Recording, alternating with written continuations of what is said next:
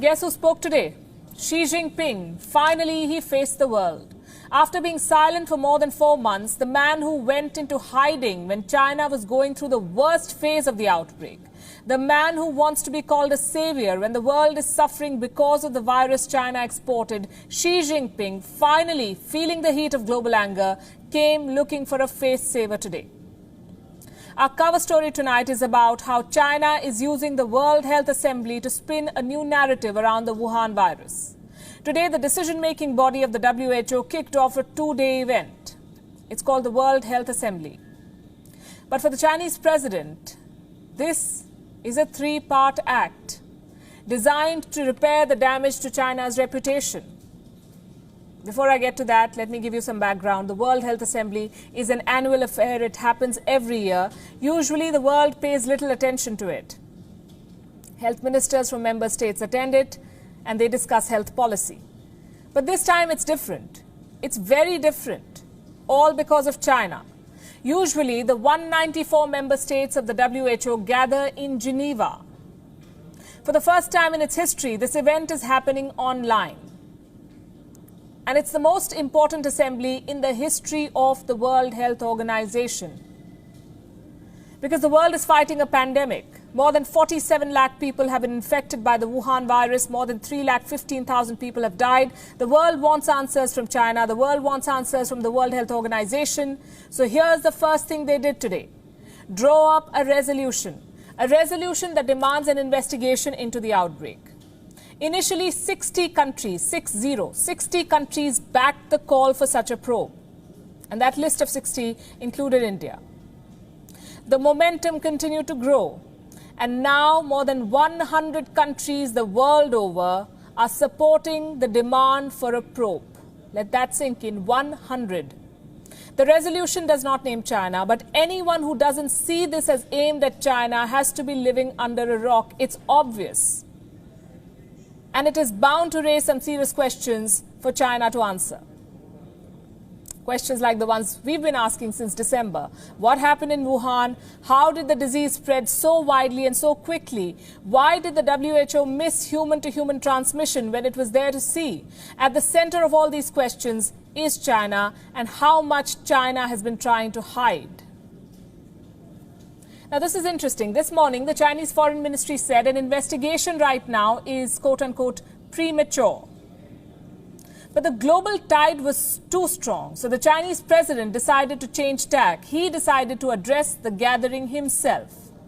His mission was clear: defend China, buy the silence of members, and promise solution, a 3-pronged approach.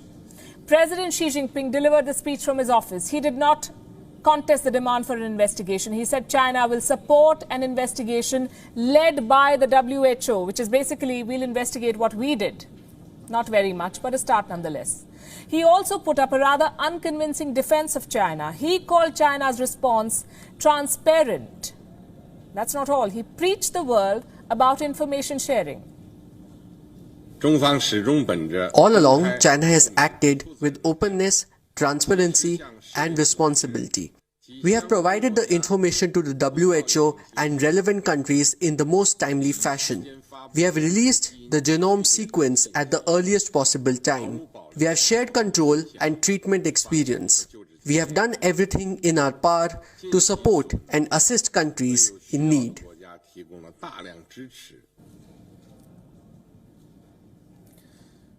Either he's bought his own propaganda, or he believes that the world does not see through China's lies. China's transparency is frankly an oxymoron. And here's something else that China is known for: buying its way out of everything. Xi Jinping resorted to the tried and tested trick.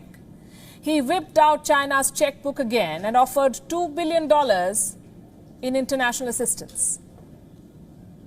I would like to announce China will provide $2 billion of international assistance within 2 years to help the COVID-19 response and with economic and social development in affected countries, especially developing countries. It's not just money that he offered. He also promised a vaccine. And we won't be surprised if China finds a vaccine. It had the head start, it had the first samples, and for all we know, it made this virus. So Chinese researchers are the best place to find a cure and a vaccine. What's hard to believe, though, is Xi Jinping's promise that China will share the vaccine with the world for free. COVID-19 vaccine development and deployment in China, when available, will be made available for public good. This will be China's contribution to ensure the vaccine's accessibility and affordability in developing countries. The world has trust issues with things made in China. What you pay for, is faulty. Imagine the quality of what you're given for free.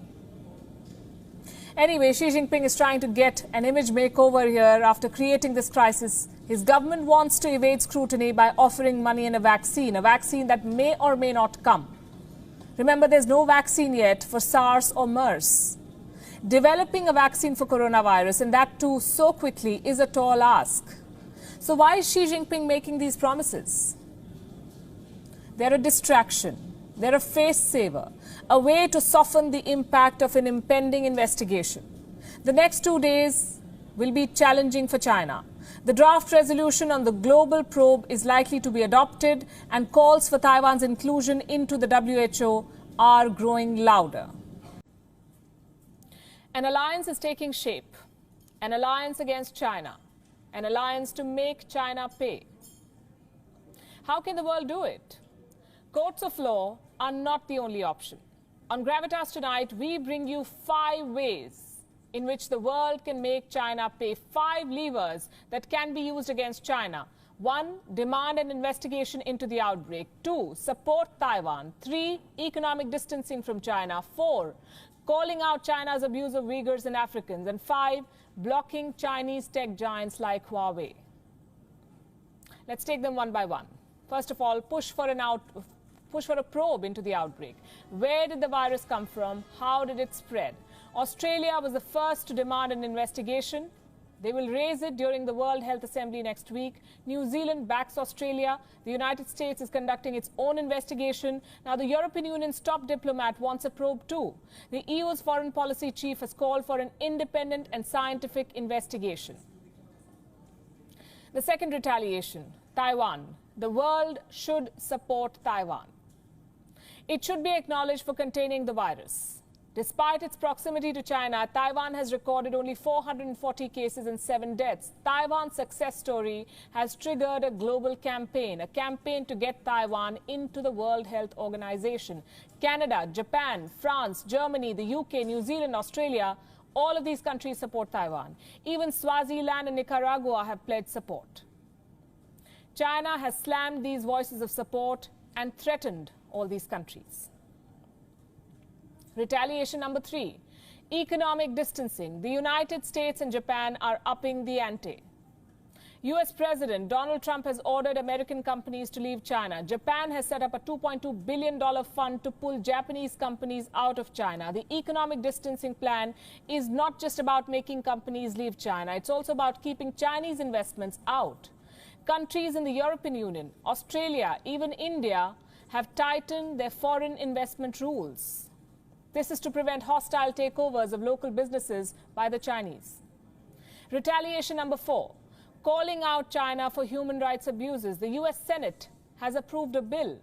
This bill calls on President Trump to take a tough stand on the persecution of Uyghur Muslims in China. The bill has the support of lawmakers on both sides. Meanwhile, the Human Rights Watch has slammed China for its treatment of Africans. They have released a report this month that talks about discrimination of Africans in China's Guangzhou province. China is also facing a backlash in Africa. Nigeria has been critical of the Chinese regime. On the 12th of May, a Nigerian lawmaker made a demand. He called for an investigative committee into Nigeria's borrowings from China. Not just the recent ones, but in the last 20 years. Review all of them, he said.